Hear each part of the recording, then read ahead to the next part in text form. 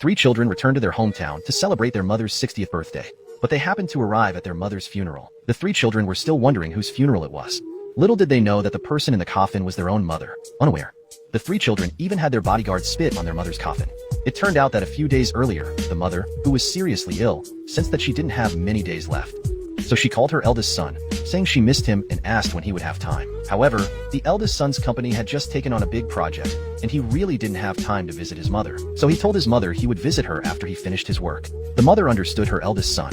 After all, work is more important. Then the mother called her second son, asking if he could come to see her. Unsurprisingly, the mother was rejected again because the second son had to take care of his wife. The mother also understood.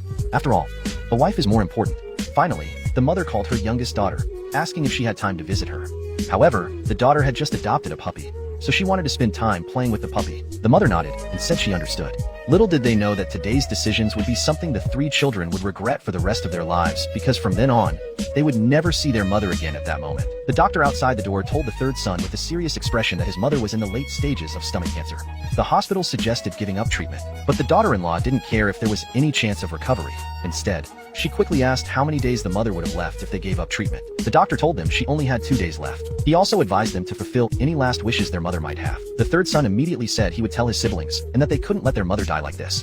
But the daughter-in-law snatched the phone away. She said it was an incurable disease, and not even money could save her.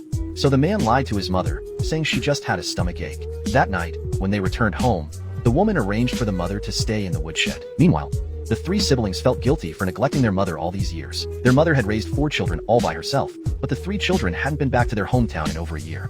So the eldest brother suggested that in 3 days, on their mother's 60th birthday, they all returned to give her a surprise, and then they would hold a grand birthday banquet for her. The second brother said he would contribute 100,000 yuan. The youngest sister also said she would contribute 100,000 yuan.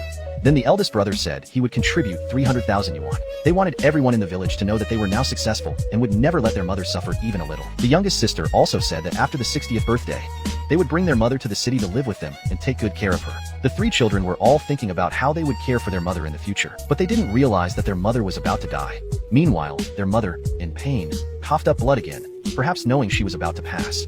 She picked up a photo of herself with her 4 children. Memories of her children's childhoods flashed through her mind.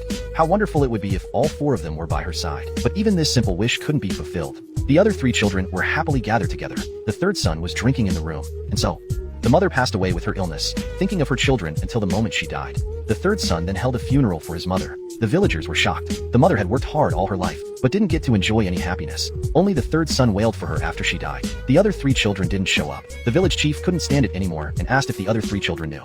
The woman said directly that they knew, but they were too busy making money and didn't have time to come back. Hearing this, the village chief was furious. Not coming back regularly was one thing, but not even coming back for their own mother's funeral.